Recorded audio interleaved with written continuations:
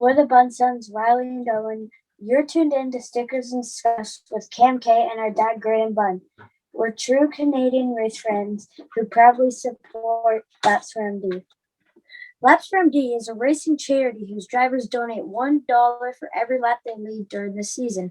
Visit lapsformd.blogspot.com for more information on the program, its drivers, and the founder, our friend Brad Miller's. Welcome, race fans, to the Stickers and Scuffs podcast with Cam K and Graydon Bunn. True Canadian race fans. This show is presented by Remax Jack. Call Remax Jack and start to pack. Green flag is out. Let's get this podcast underway. Hello, everybody. Welcome back to the Stickers and Scuffs podcast. This episode, we are joined by the co-hosts of the wonderful program on GForce TV, Race Rivalz Race Chat, which you can catch every week on GForce on YouTube. Clinton, Geoffrey, and Adam Ross are joining us on the show. Welcome to you both. Thank you so much for joining us. Yeah, thanks for having us. Glad to be here. Well, we have to talk first about GForce TV because I didn't know about it until last summer when we were all starving for any sort of racing. You guys came to the rescue, and now I'm hooked. Can we talk about how GForce started? Yeah, I guess the best way to describe it is we started live streaming at Ohsweken on Friday nights, and we really believe in the free stream platform, and that's a whole other discussion. We talk about pay-per-view versus giving it away. And Glenn Stiers, he agreed with our kind of vision from the start that we need to grow the sport. We need as many eyes on it as we can get it, and our theory is that we said many times, if you talk to us, is pay-per-view. The only people who are going to buy a pay-per-view are people who already care about the sport. We need to do things to get outsiders to realize how awesome what we do at your local speedways all across the country in North America and the world are. And so it basically started with some of the tracks started asking us if we could bring our stream to do some of their events. And then when the pandemic hit and we were all locked down, it really kicked off with Ohsweken Speedway, and but let's GForce goes back before that too, right, Adam? Because we were already GForce before then. GForce actually kicked off 6 months before, and so we started in the off season, and I would say sorry for interrupting you, Clint, but I'm not. No, like just as they counted down to go on the show, you started smiling. Before that, you were the stone-faced, miserable bugger we're all used to. And then cameras come on and it's showtime, which just shows what a true professional you boys are. That's what I'm getting at. I'm trying to change my outward persona. There you go. So the off season after 2019, like Clint said, he had been approached by some tracks and we had a good product. We've got something special, and we know that with Spencer, the producer, and Clinton, the general manager at Ohsweken. He and I have been working together for 20 plus years. Greg Callinan, I still think is the best in the business. Oh, good. We had a core, and we thought, well, if we want to go other places, we should probably come up with a name, come up with a hook. So we started doing some iRacing stuff. Clinton, isn't that how we began in 2019, 2020? I was just going to cut you off and say, you got it all wrong now. So it goes back even further than that. All right. Where, if I remember it correctly, we had a lot of us doing our own streaming on Facebook and a lot of our associates. And what I mean is we were having our own, we had our own racing leagues at that time. Roger, Craig had his racing leagues at that time. The Ovens boys who produced a lot of our iRacing stuff, they were doing their own racing. We had the Ohsweken stream.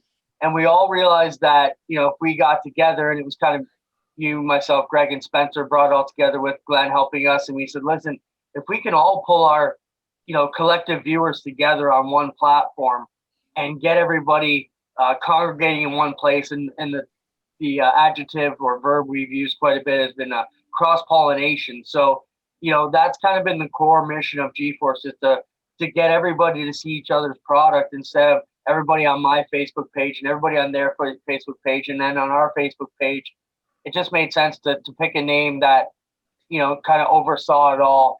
And then GeForce was kind of born that way. And then we brought we had our talk show at the time. So it made sense to bring it all together. And then, you know, from there, it branched out to, hey, can you bring that show on the road to our places last spring and summer? Yeah, the pandemic. I mean, if you can picture Wile E. Coyote with the Road Runner and a big Acme rocket, the pandemic was that rocket getting lit because it took off.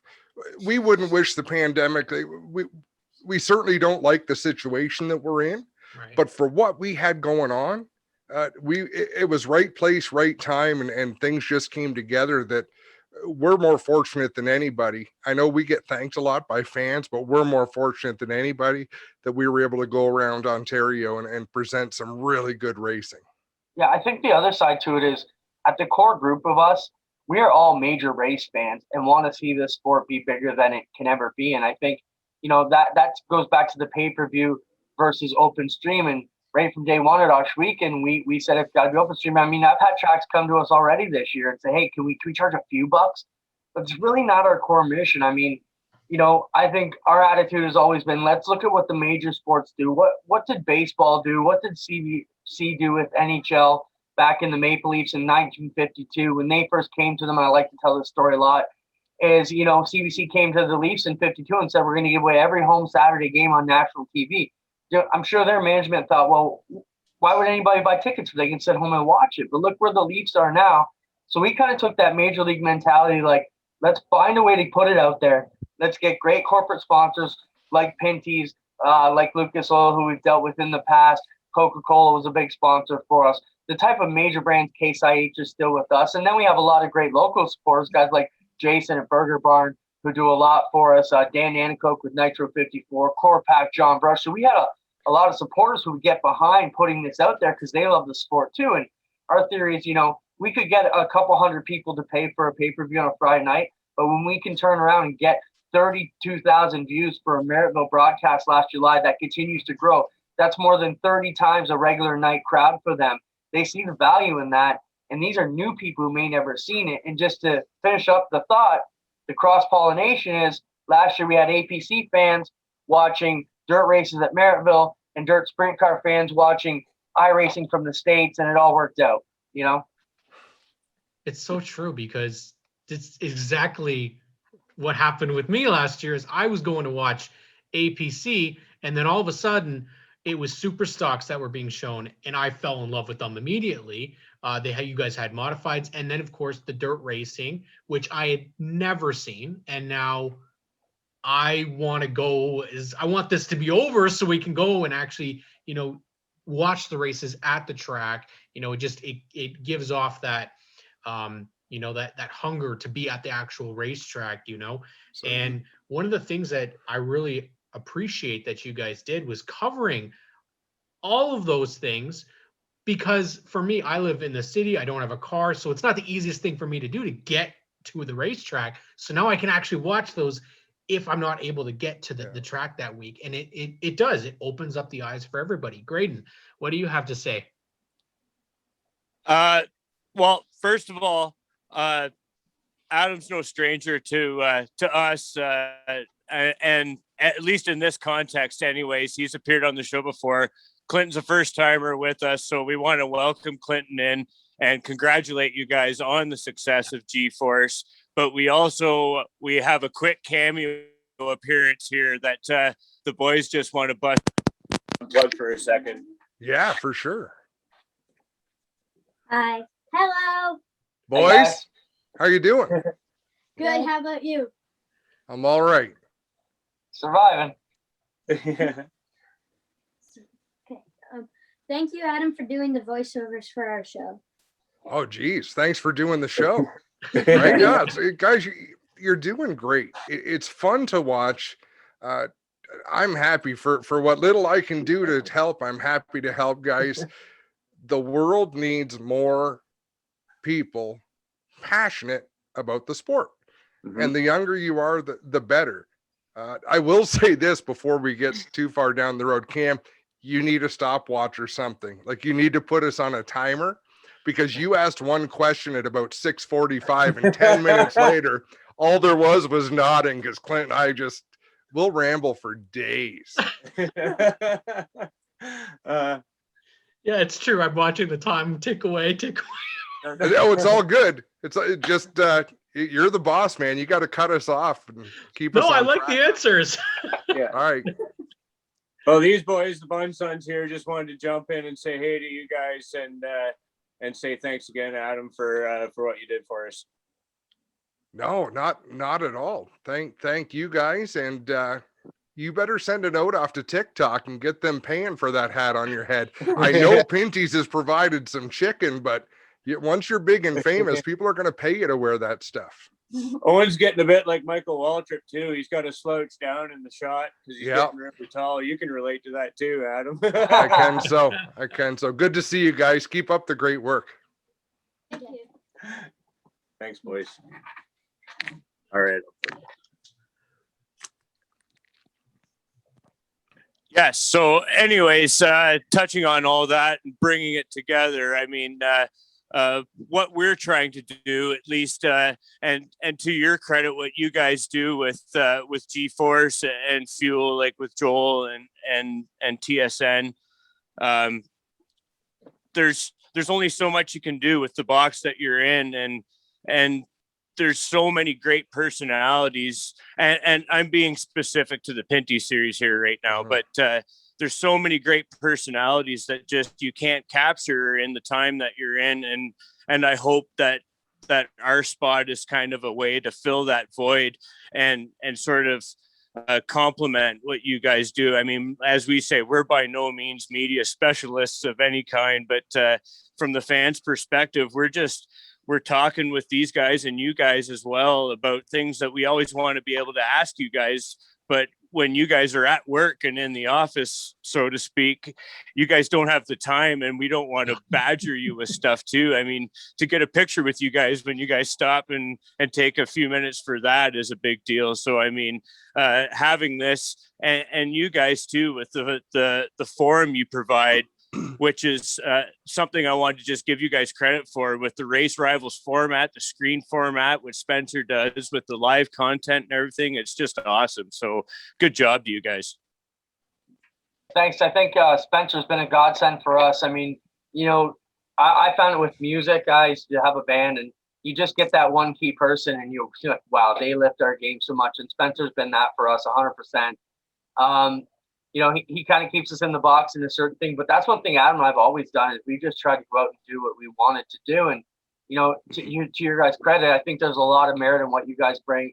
You know, like you say, you're not media specialists, but 20 years ago, we weren't either. We were just fans who wanted to claw our way in somehow, figure out how we could get closer to the sport.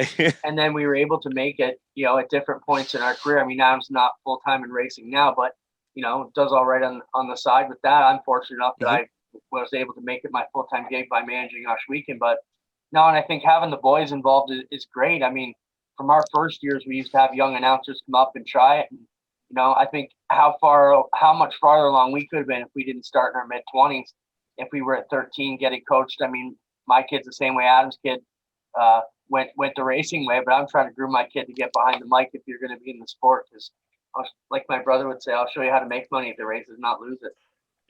I don't want to creep on my kids by like filming them do their little 164s on their masking tape tracks on our living room on Sundays, but I mean, they can call some great races. I mean, they do a great job.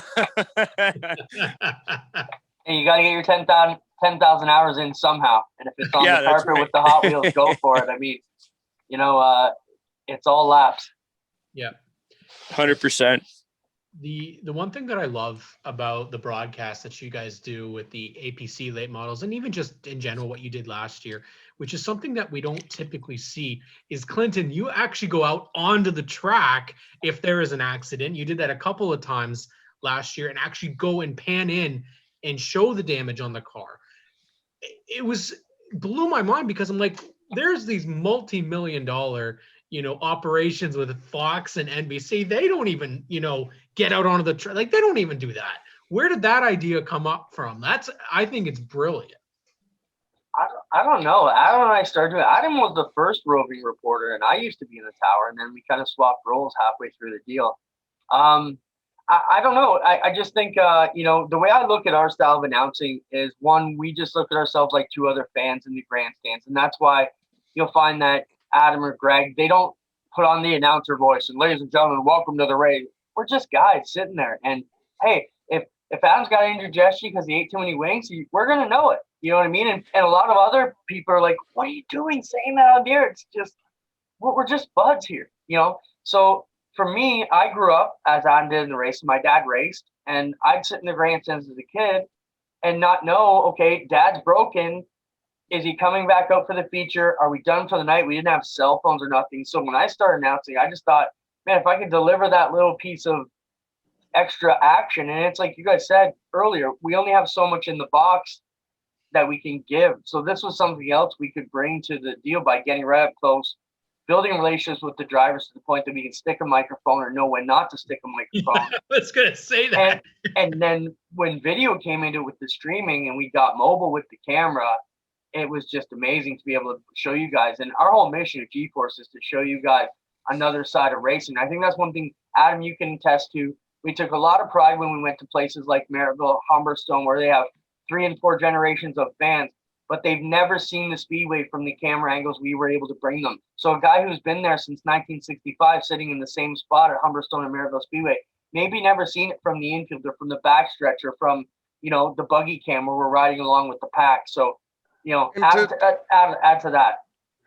To explain somewhat of our vision, our goal, we don't want people to stay home and watch our stream. You have to go to the races. There is no replacement for being at the track and experience it. What we want is for people to be on their devices at the track. And after you see something, look down, because hopefully we're going to give you 3 or 4 replays and you can watch it over and over again. So we want to enhance the experience of people who are at the track. The fact that there's also people at home watching, that's fantastic. But we were fortunate that our Glenn Stiers is so supportive. So when we throw ideas at him, and believe it or not, guys, I can only think of 1 or 2 occasions when I was doing track reporting that a driver did not want to talk. It is very rare for a driver to be so angry they don't want to speak. We're lucky enough that our drivers got to the point where they get so angry they do want to speak, and that's even better, right? They get used to it. They know we're not going to throw them under the bus, and that's how it's. So I was doing that job. I took 10 years off of Ohsweken from 2007 until 2017. I was doing the NASCAR thing and raising a young family, and it was just not my time to be there. But since we've been back, it's been a blast. I'm kind of bummed that I sit in the tower now, and Clinton's out on the racetrack, but he does a great job too. You guys have touched on it perfectly in your most recent episode too, the art of announcing, what to talk about versus what not to talk about, calling it like you see it. And that's something that credibility for you guys. You guys call it like you see it. It brings up a whole other conversation that we'll throw to another time about that's a Cup Series thing. But I'll tell you what, we can explain it if you want. Clint, do you want to explain it? And I'll see if I have anything to add, because Clinton and I have talked about this time and time again. Our theory about announcing? Yeah, go for it, please. Well, I think early in my career, I started listening to Howard Stern, and we just thought, you know what, just be yourself is the best thing you can be. Tell it like it is. And like we said, we act like we're our friends up in the stands. There's been more than an occasion where a race program was run poorly. We told it on the air like it was. The officials don't like it, but in the end, like I said to them, we can't pretend we didn't all just see what we just saw. Adam? If we're a paying spectator, this is a paid for product. Give your opinion. So if we were sitting in the stands as a paying spectator and we see it with our own eyes, we should be able to talk about it in the booth. And that's kind of the approach we've always taken. There are certain things that happen behind a curtain, right? It's kind of out of plain sight. And there's places we don't go. Sometimes I do, but I usually get in trouble for it. But for the most part, it's game on, and it's kept very, very real. Yeah. And you got, like you said, you don't want your credibility shot to hell by like saying one thing while the whole race, everyone there is seeing something else and be like, what are these guys looking at right now? So, I mean, credit to you guys for keeping integrity intact. I mean, Canada has such a great racing stage. I mean, there's so many different disciplines that fans can take in, and it's not showcased enough. And you guys bringing this to us with all these different things and the retro rewinds and stuff, that's been kind of fun to watch too.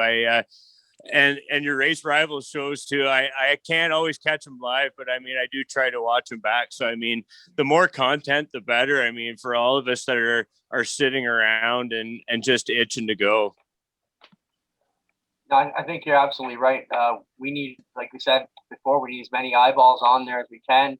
Mm-hmm. You know, some of the other tracks, for example, they're out there saying, hey, you know, no live videos, none of this. We encourage that. We want everybody to socially spread. We want everybody to take pictures, send it out as best you can. And then just to touch on where we're going with GForce, like we're in the finishing touches of our new production mobile unit that's going to be able to produce everything. Last year we had 4 cameras with replay. This year we will have a 8-camera setup with all 8 cameras being recorded for replay. So anything that goes through the camera lens is going to be able to be replayed, which was, I think there's many occasions last year, where we had to pick which 4 cameras were going to have the replayability. And of course we picked the wall cam one week and nothing happens. And then we move it to another cam. And so this year we've upped that. It's going to be amazing this year to get back out. Unfortunately, you know, we may be people's only outlet for at least part of the summer. Yeah, it definitely seems that way. I know that for a lot of us last year, you know, we were trying to get any sort of racing. And while the Pinty series, yes, they did have their stuff, it was only 3 weekends. It was double, you know, it was tape delayed, so it's not fresh, it's not live, what you really want. But you guys also stepped into showing an off-season iRacing championship, and that was a great way to showcase some of these Canadian racers that, you know, I'll admit I didn't know a good chunk of them, but after watching the races, I started looking some of these names up, and then you would have them on your show. And like Dale Shaw, for example, was one of the names that, absolutely loved his interview with you guys. Amanda Balson, somebody else I knew of them, but didn't know them. And to see that, you know, it's so refreshing, you know. That's our job. That's our goal, right? Racing is racing. If you only look at the racing, it's cars driving around in circles, right? There's so much more to it. So we're lucky. We're lucky to get those people on. And Dale Shaw does a great job, gives great interviews. Man, almost everyone we've had on, as you mentioned, Amanda does great things. And I think the nice thing is people know when they come and talk to us, you don't have to be anything but yourself, because I've often said that the last thing I want to be is a professional, right? Like I still want to be a fan. They just happen to hand me a microphone. Sorry, go ahead, Clint.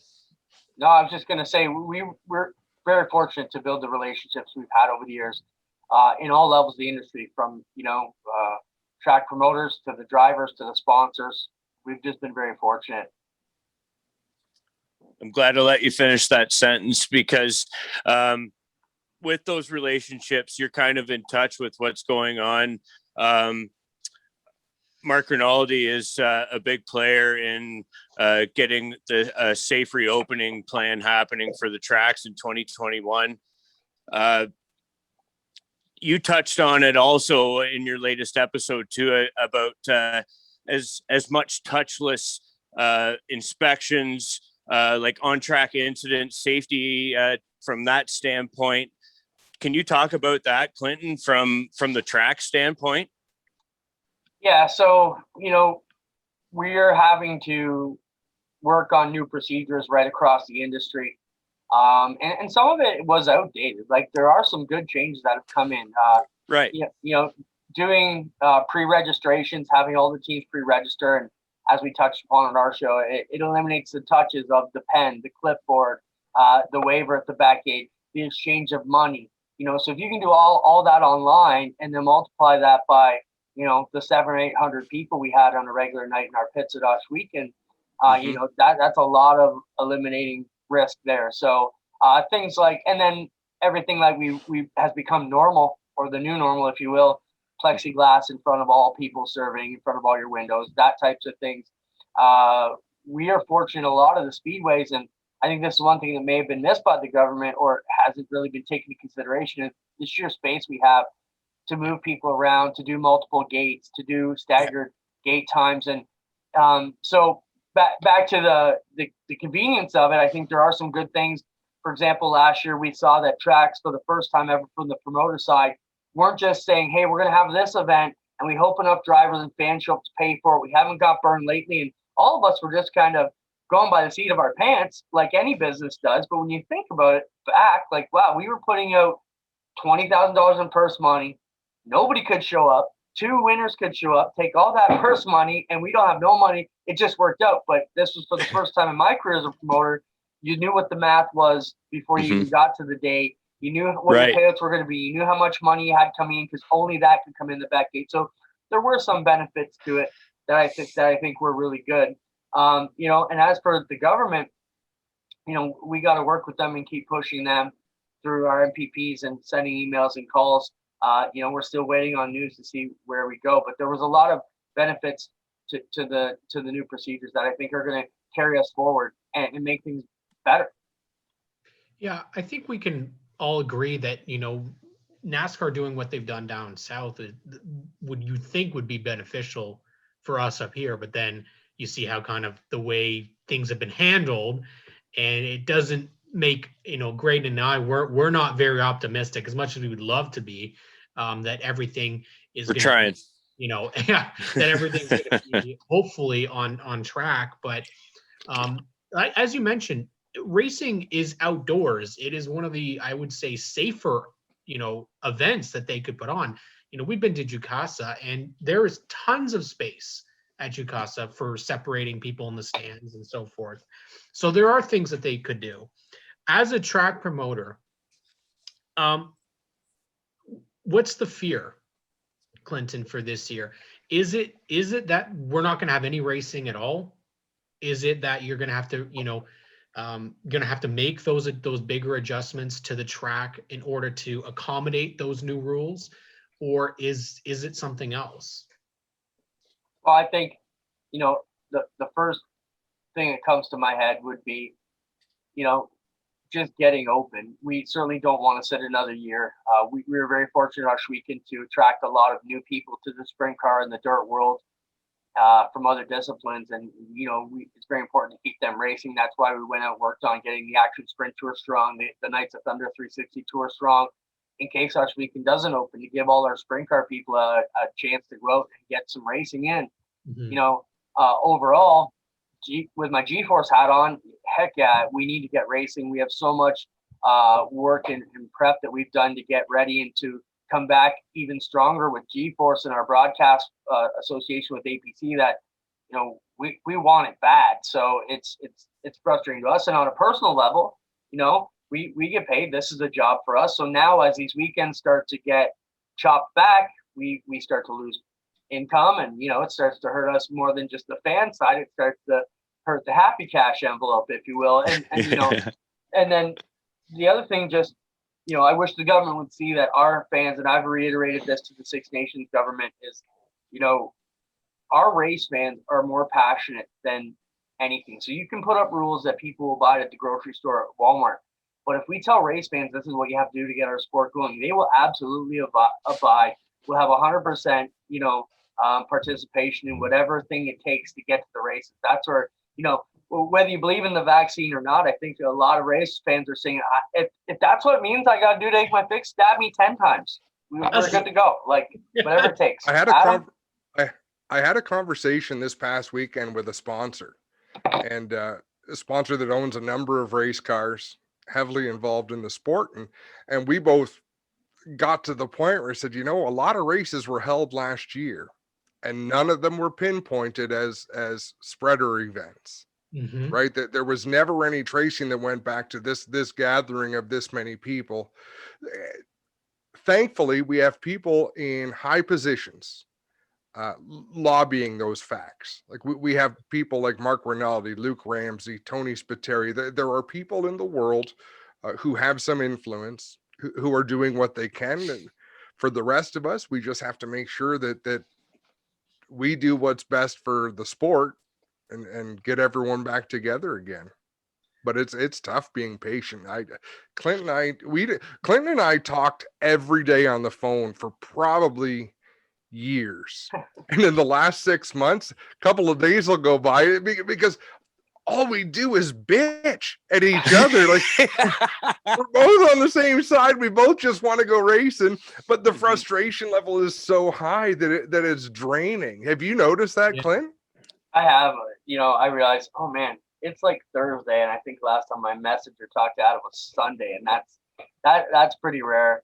But then, we're like brothers, and through Adam's mental health initiatives that he's worked on, we've gotten to the point that we're clear with each other. So when he's texting me at 10 in the morning, and I'll say, I'm having a crappy day, be on alert. He knows not to poke me. He knows what he's getting. He knows where my attitude's coming from, and vice versa. Say, hey, I'm just not there today.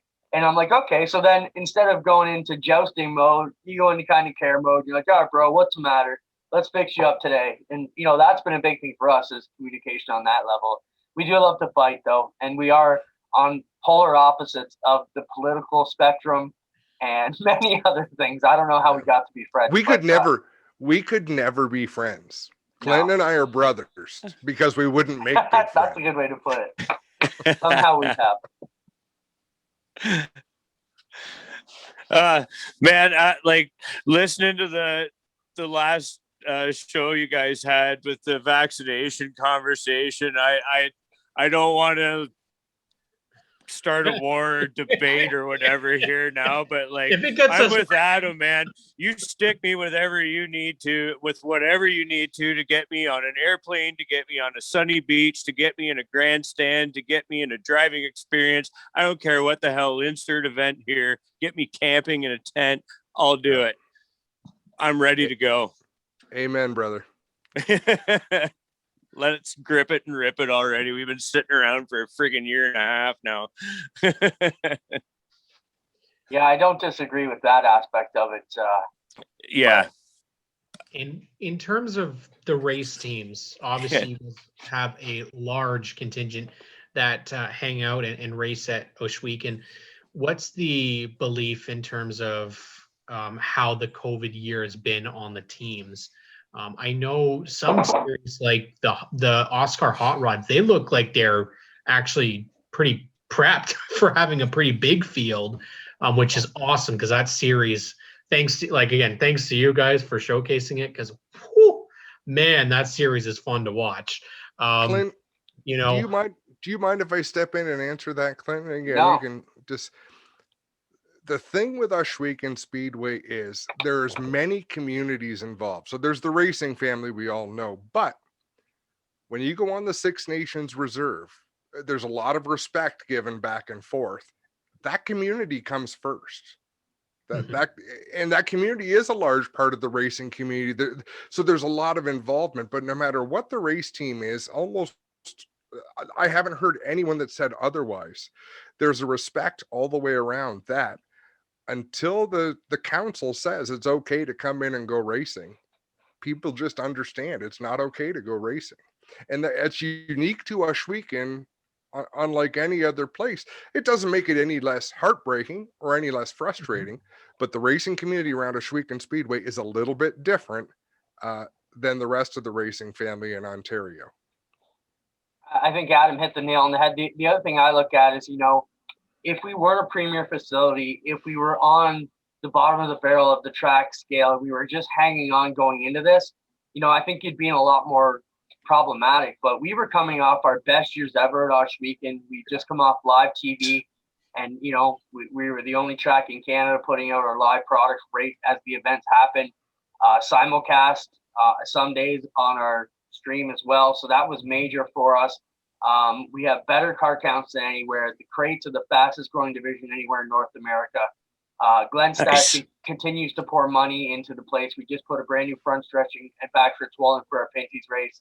We have Pinty's, we have NASCAR stars. There's so much going on at Ohsweken that I think the buzz that we were able to create, people are going to wait around for that to come back. And we've continued to move it. As far as the race teams go, we did a good job with our sponsors to get them races at Merrittville, Humberstone. So of our 4 divisions, we share 2 with Merrittville and Humberstone. So they had many stock, street stock races at Brighton, Merrittville, Humberstone, where those guys could go race. So we really just had to cater to make sure the sprint car guys got out there. We got them out a bunch by cobbling races together at the end of the year. But I think this year we have a plan, with a robust schedule. But everybody thought there would be too many races, but it's kind of playing exactly how I figured it would, where we book a lot. Some of them would get lost and we'd end up with a solid schedule by the end of it all.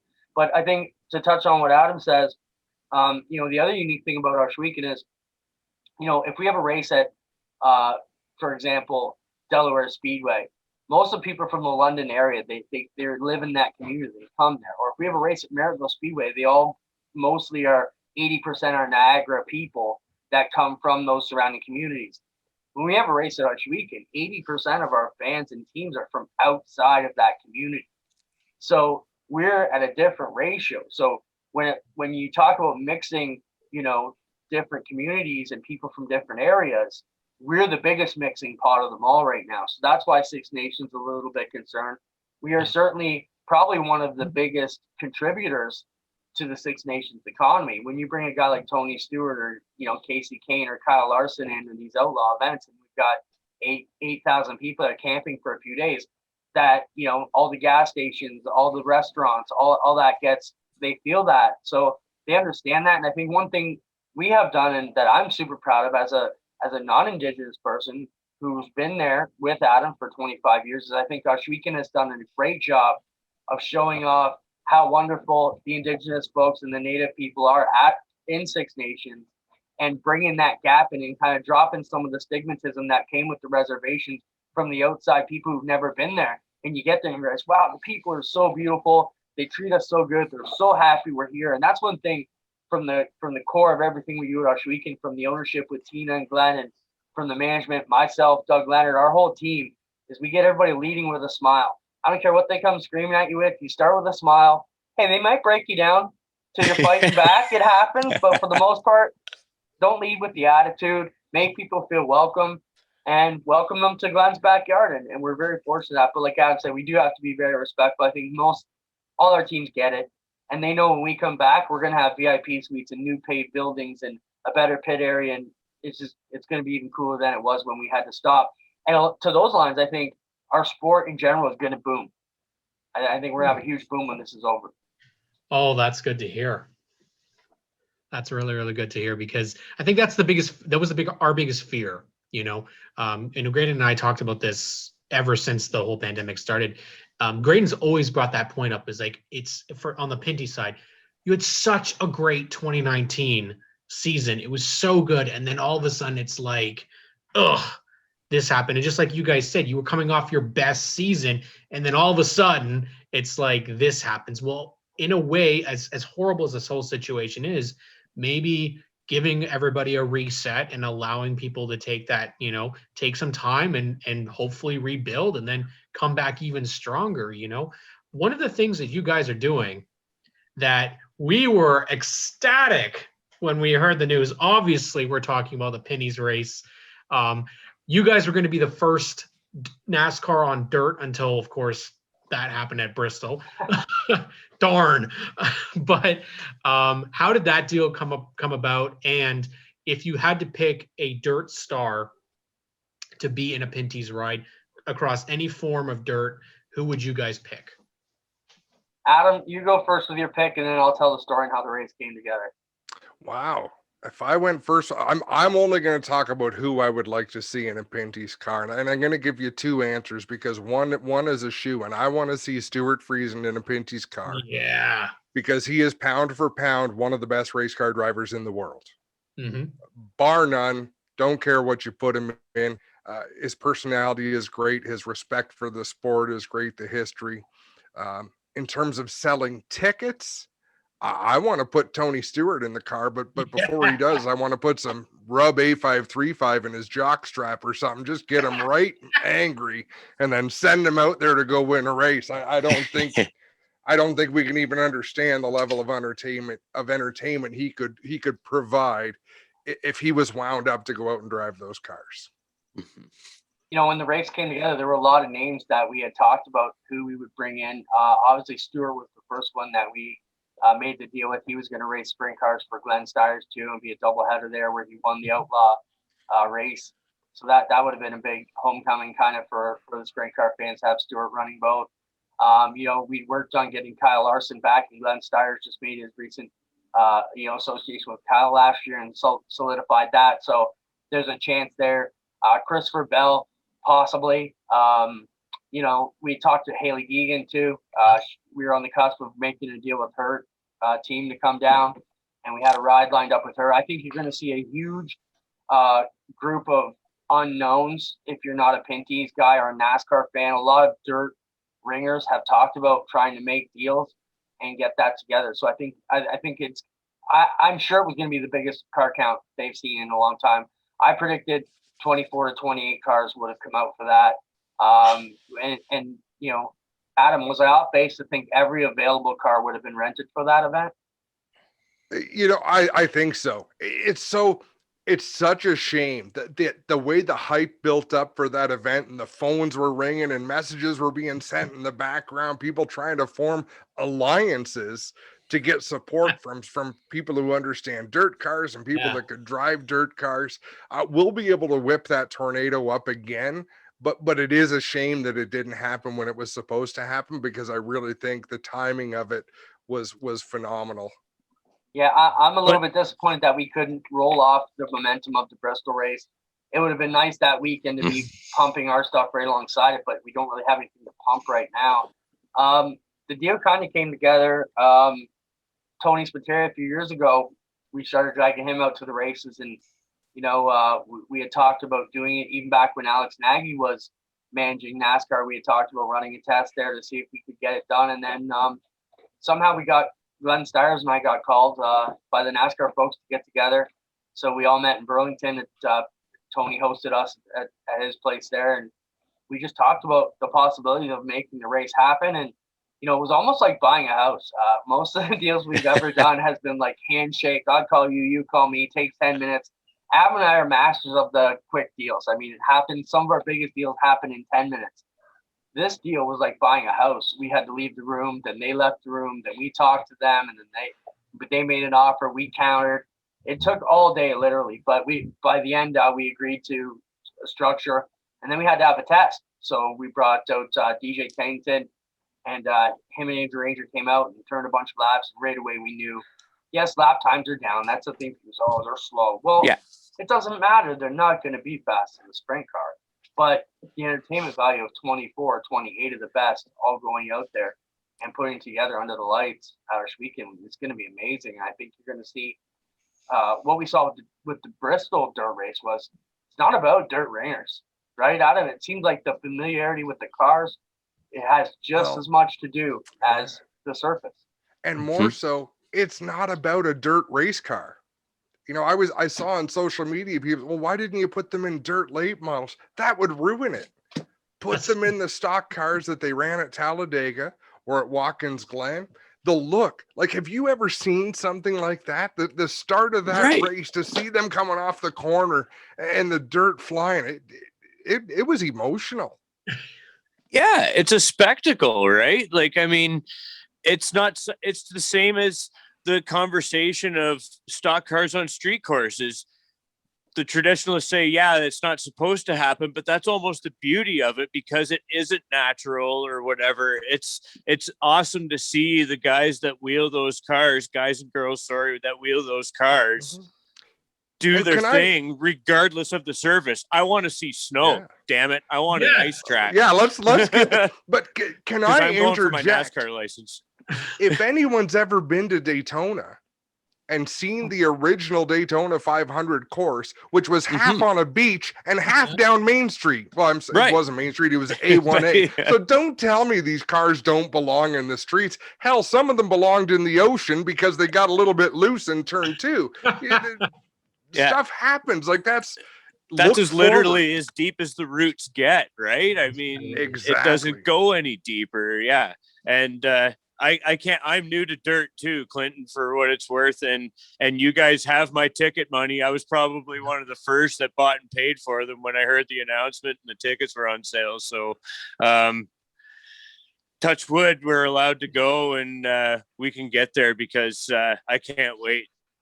Well, I think Ohsweken is an eye opener for a lot of race fans who maybe never been to the dirt and never seen a sprint car.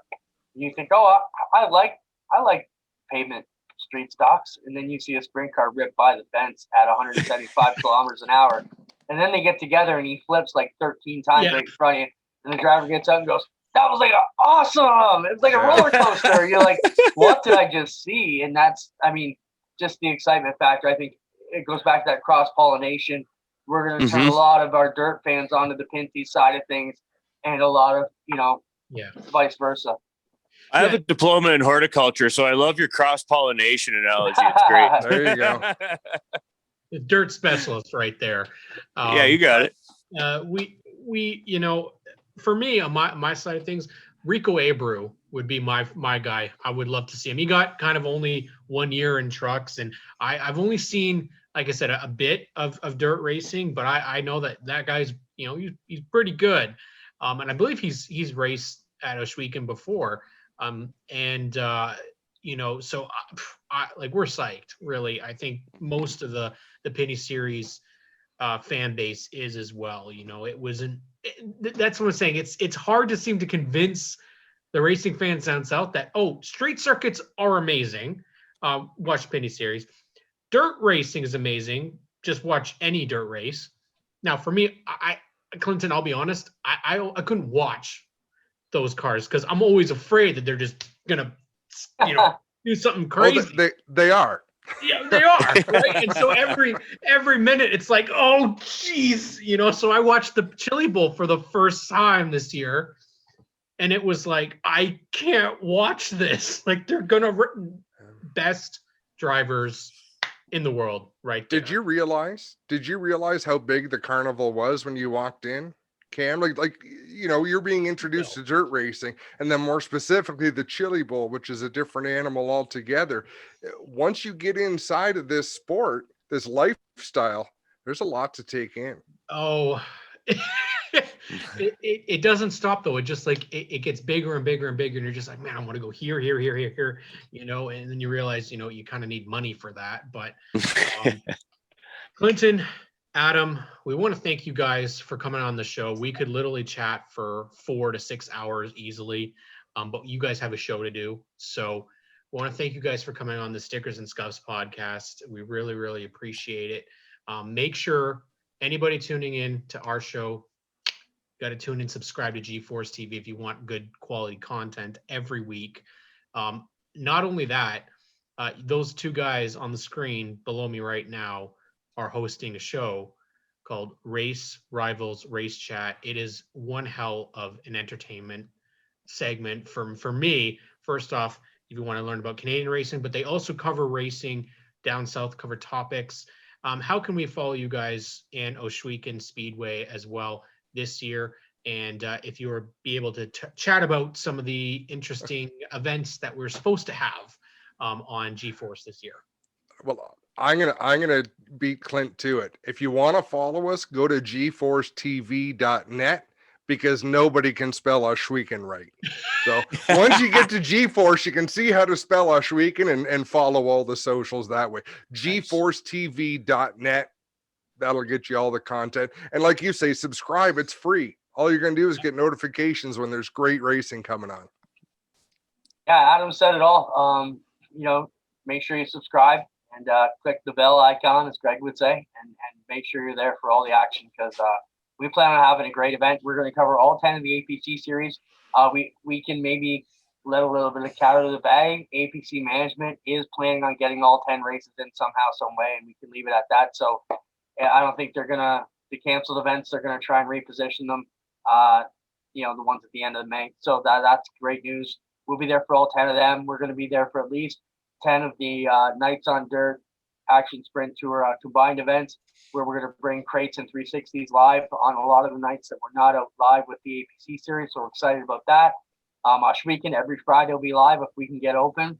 And then we've got a whole slate of other GeForce Lite broadcasts where we don't take the full production team. We send out one camera guy and it airs 24 hours later. So, I mean, we're going to have 50, 75 more events by the end of the year, I would think, if we can get these events open. And our partner list continues to grow of people who want to do business with us. And, so we're hoping to carry a lot of the Oscar stuff. Even if we can't be there live, we'll be there with, our light crew. Well, gentlemen, thank you very much for what you do for the motorsports community. Thank you very much for coming on with us. Adam, again, thank you for what you did for us with the voiceovers.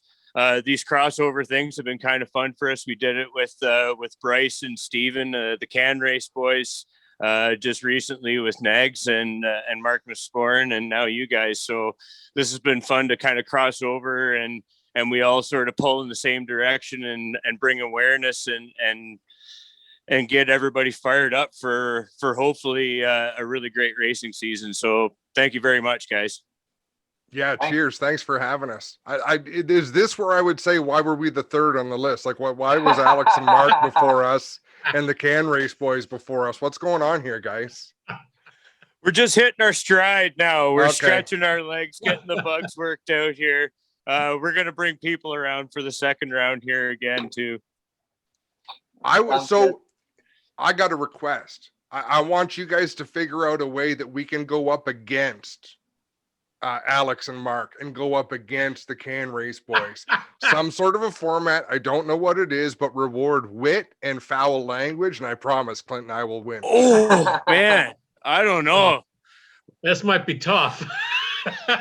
I'll leave it with you guys, but I'm throwing I've down been the a tradesman gauntlet. since I was 10. I can cuss with the best of them now. I don't know. I cleaned it up big time for this stuff. What about like Texas horseshoes or something? What are you proposing? That could be, or sumo suits. I'm not doing sumo suits. Alex has the center of gravity advantage, right? Like it'd be over before it begins. Wow. I've started a virtual war already. Okay, Oh, we've man. talked about a couple of things here, Cam, haven't we? About like maybe some sort of a curling bond spiel or maybe a showdown at Tag's e-karting facility. That might be kind of fun too. That might There be you go. what we need to have happen. Set it up. We'll be there. Nice. Sounds great. Thank you to Clinton, Geoffrey, and Adam Ross for joining us on the Stickers and Scuffs podcast. We will talk to you all real soon.